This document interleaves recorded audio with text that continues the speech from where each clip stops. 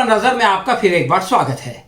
आज हम किसान आंदोलन पर मेघालय के राज्यपाल महामहिम सत्यपाल मलिक की खरी खरी सुनेंगे और उस पर चर्चा करेंगे।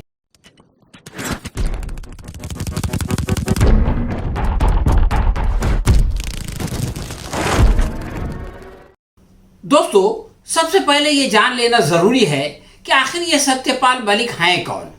वो हरियाणा के जाट परिवार से आते हैं, परंतु उनका जन्म वेस्ट यूपी में यानी पश्चिमी यूपी में हुआ। लोहिया के समाजवाद से प्रभावित होकर बतौर छात्र नेता उन्होंने अपना राजनीतिक सफर शुरू किया और 70 के दशक में वो राजनीति में एक्टिव हो गए। उस जमाने में चरण सिंह का बोलबाला था और कांग्रेस की विरोध की बुनियाद पर चौधरी चरण सिंह जो आंदोलन चला रहे थे, सत्यपाल मलिक उनके साथ जुड़ गए। 1974 में भारतीय क्रांति दल, जो कि चरण सिंह की पार्टी थी, उसने सत्यपाल मलिक को 28 साल की उम्र में टिकट दिया और वो विधायक चुन लिए गए। इसके बाद वो कांग्रेस में शामिल हो गए और 1984 में वो राज्यसभा में पहुंच गए। वीपी सिंह के साथ जनता दल में उन्होंने प्रवेश किया और कांग्रेस की वो विरोध शुरू कर दिया। सांसद बनने के बाद वो वीपी सरकार में मंत्री भी बने, लेकिन 2004 में उन्होंने बीजेपी ज्वाइन कर ली और उसके बाद अभी तक वो बीजेपी में है। तो इस सफरनामे से आप अंदाज़ा लगा सकते हैं कि उन्होंने सभी पक्षों में, यानी समाजवादी पक्ष जो क्रांति दल कहलाता था उस ज़माने में, उसमें काम किया। उसके बाद कांग्रेस में उन्होंने काम किया और उसके बाद वीपी सिंह के साथ जनता दल में काम किया और अब भाजपा में भी आ गए। तो उनका जो एक्सपीरियंस है, उनका जो एक्सपोजर है, वो सभी पार्टियों का एक्सपोजर है। तो ये तो उनकी राजनीतिक सफरनामा है, लेकिन उनका स्वभाव कैसा है, इसके बारे में जानने के लिए आप ये वीडियो देखें जिसमें वो खुद अपने स्वभाव का परिचय कराते हैं। एक बात और कहना चाहता हूँ। मैं 68 में अपने कॉलेज का प्रेसिडेंट था। उसी साल बहुत बड़ा आंदोलन हुआ था उत्तर प्रदेश में, जिसमें 40 लड़के मारे गए थे। और उसी साल फ्रांस में एक स्टूडेंट मूवमेंट हुआ था जिसका नेता था कोहन बेंदित।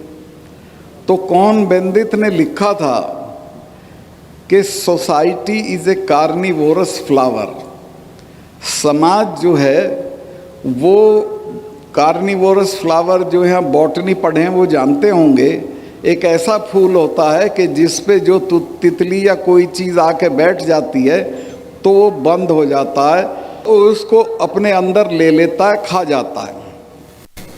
तो कोहन बेंदित ने लिखा था कि समाज कार्निवोरस फ्लावर है और उसका ये कहना था कि जब आप यूनिवर्सिटी से निकल के जाते हो तो आप आइडियलिज्म से भरे हुए होते हो। आप में बहुत जज्बा होता है कि मुझे अपने समाज के लिए कुछ करना है, जो आप में होगा। लेकिन कुछ दिनों बाद जैसे ही आप नौकरी पे पहुंचोगे, आपकी बीवी दूसरे अफसर की बीवी का जेवर दिखाने लगेगी। आपके रिश्तेदार कहने लगेंगे रोज़ मौका नहीं मिलता, जो मौका मिल रहा है इसी में कर लो। और 5-4 साल में आप बर्बाद हो जाओगे और उस काम में लग जाओगे जिस काम को मैं ख़राब कहना चाहता हूँ। और ख़राब इसलिए कहना चाहता हूँ कि आदमी की सबसे बड़ी ताकत उसकी ईमानदारी है। मेरी ओथ हो रही थी जब मिनिस्टर की, तो वीपी सिंह जी मुझे एक तरफ ले गए और उन्होंने कहा सतपाल संभल के काम करना। मैं कहा क्यों? कहने लगे कि बेईमानी करने के बाद प्रधानमंत्रियों से नहीं लड़ा जा सकता और हमें और तुम्हें दोनों को प्रधानमंत्रियों से लड़ना है, लिहाजा पाक साफ रहना है।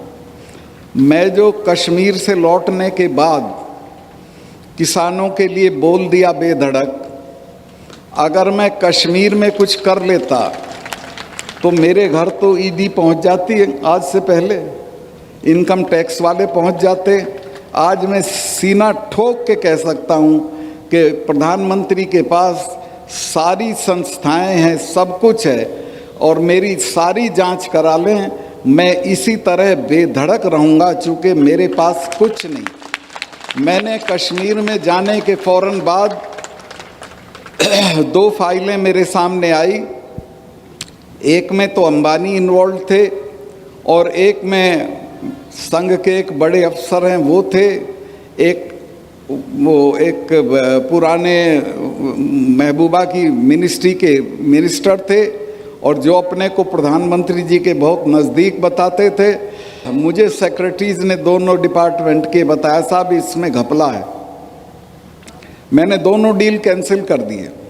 हाँ तो दोस्तों, जो लोग ये सोचते थे कि सत्यपाल मलिक को आखिर कश्मीर से क्यों हटाया गया और उनको वहाँ से गोवा क्यों भेजा गया, तो आपको इस वीडियो में उस प्रश्न का उत्तर मिल गया होगा कि कश्मीर में जो है वो 370 की धारा ख़त्म करने के बाद जो कुछ करने का जो है वो इरादा था, उसमें सत्यपाल मलिक जो है वो एक रोड़ा बन गए, इसलिए उनको जो है वहाँ से उठा करके गोवा भेज दिया गया। अब सोचने वाली बात यह है दोस्तों कि आखिर सत्यपाल मलिक सरकार को ऐसी खरी खरी क्यों सुनाते हैं, वो केंद्र से क्यों नहीं डरते, दूसरे गवर्नरों की तरह गूंगे बहरे क्यों नहीं बने रहते, केंद्र सरकार की चापलूसी क्यों नहीं करते। फिलहाल किसानों के बारे में उनके वक्तव्य की वजह से वो चर्चा में हैं। आइए देखें कि वो किसानों की हालत के बारे में क्या कहते हैं, इस वीडियो में देखिए। इसमें किसानों के साथ जाती हो रही है।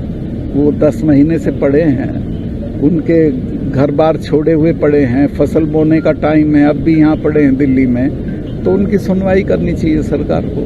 जब जरूरत पड़ेगी वो भी छोड़ दूंगा, लेकिन मैं उनके साथ हूँ। उनके लिए मैं प्रधानमंत्री, गृह मंत्री सबसे झगड़ा कर चुका हूँ, सबको कह चुका हूँ कि ये गलत कर रहे हो, ये मत करो।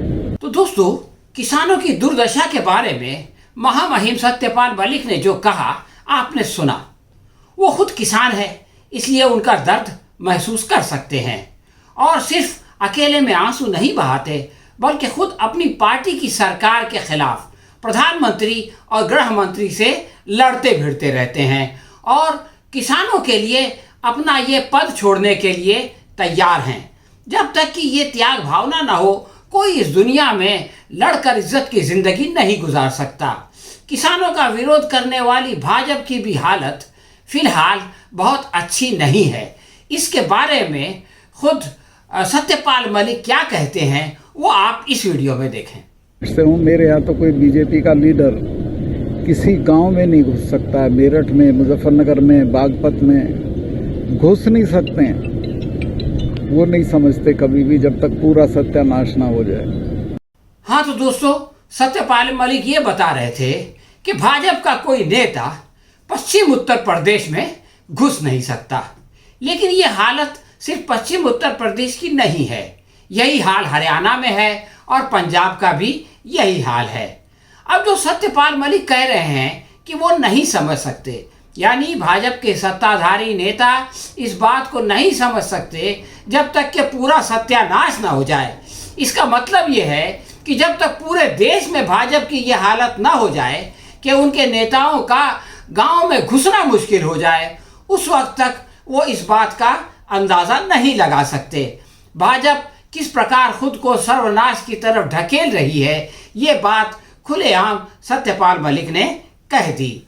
लेकिन भाजपा के नेताओं को ये आसान सी बात समझ में क्यों नहीं आ रही, जो सत्यपाल मलिक और केंद्रीय मंत्री वीरेंद्र सिंह कह रहे हैं कि हम केवल मोदी के नाम पर चुनाव नहीं जीत सकते। इसके पीछे बहुत ही जो महत्वपूर्ण कारण हैं, और वो कारण भी सत्यपाल मलिक ने अपने एक वीडियो में बताए। आइए उस वीडियो को देखें। देखो, सरकारें जो होती हैं उनका मिजाज थोड़ा आसमान में हो जाता है। उन्हें ये दिखता नहीं है कि ये इनकी तकलीफ़ कितनी है, लेकिन वक्त आता है फिर उनको देखना भी पड़ता है, सुनना भी पड़ता है। यही सरकार का होना है। अगर किसानों की मांगे नहीं मानी गई तो ये सरकार दोबारा नहीं आएगी। श्री सत्यपाल मलिक जहां किसान हैं वहाँ सरकार में भी रहे हैं और उनको पता है कि सरकारों का मिजाज कैसा होता है। इसीलिए उन्होंने बताया कि सरकारों का मिजाज जो है वो आसमान में होता है, यानी घमंड की वजह से वो हवा में उड़ते रहते हैं।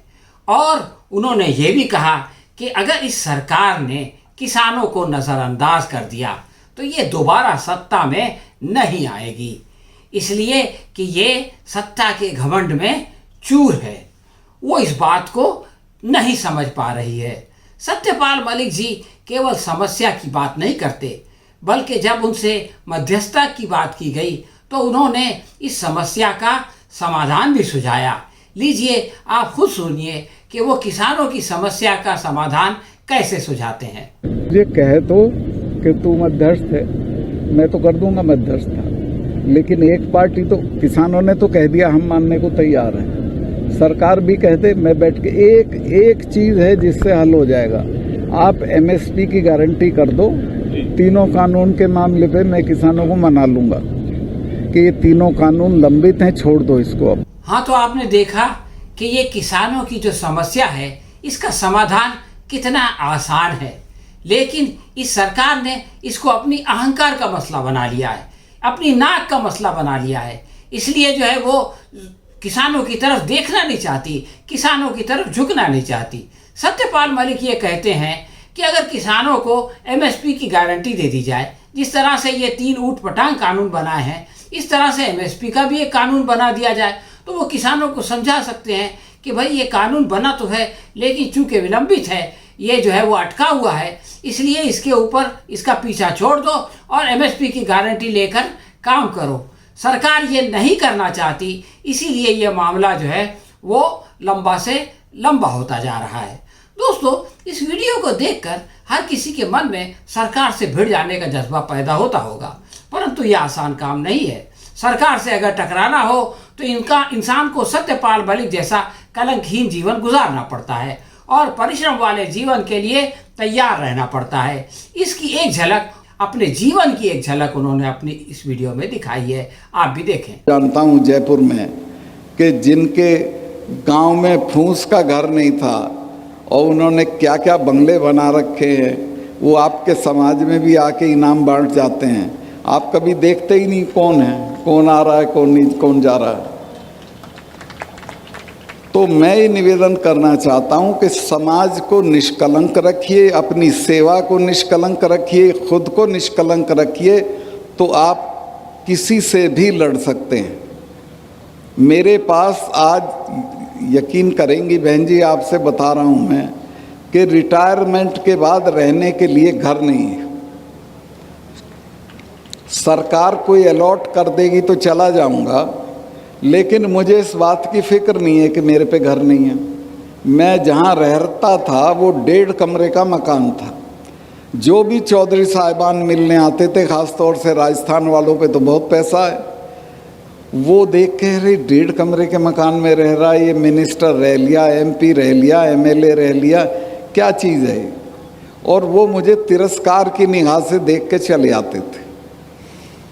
लेकिन मुझे पता था यही गरीबी जो है ये मेरी ताकत है, और मैं आज भी महसूस करता हूँ कि मैं देश के किसी भी ताकतवर आदमी से लड़ सकता हूँ। किसानों के सवाल पे अगर लड़ाई आगे बढ़ी तो मैं इस पद को छोड़ के उनके साथ खड़ा हो जाऊँगा और किसी की कोई परवाह नहीं करूँगा। लेकिन ये तभी संभव है जब मेरी अलमारी में कोई गलत चीज़ न रखी। ये मैं श्योर हूँ, ये मैं आश्वस्त हूँ, ये मैं जानता हूँ कि मैंने कोई भी गलत काम, यहाँ भी मेरे 2-1 रिश्तेदार बैठे हैं इस सभा में, वो गए कश्मीर भी गए थे, वो लोग बड़े बड़े प्रपोजल्स लेके जाते थे, मैंने किसी की फली नहीं फोड़ी, कुछ नहीं किया और मैंने कहा कि जेल मुझे काटनी है कि आपको काटनी, ये अपना घर ले जाओ, सारी दुनिया पड़ी वहाँ कर लो, मैं कुछ नहीं करूँगा। तो मैं जो नए लोग चुने गए हैं उनसे ये चाहूँगा कि वो अपने मानदंड कायम करें, ईमानदारी के, निष्ठा के, अपने समाज के लिए कमिटमेंट के, और अपने समाज को आगे बढ़ाएं। हाँ, तो दोस्तों आपने देखा कि किस प्रकार का जीवन इंसान को बहादुर बनाता है और सरकार से लड़ने की क्षमता देता है। ऐसे लोगों के पास समस्याओं का समाधान भी होता है। हमें आशा है कि आपको हमारी ये वीडियो पसंद आई होगी। अगर आपका कोई कमेंट है तो इसको कमेंट बॉक्स में ज़रूर लिखें और इसी के साथ हमें आज्ञा दें। हम बहुत जल्द किसी नए विषय के साथ आपकी सेवा में फिर उपस्थित होंगे। खुदा हाफिज़।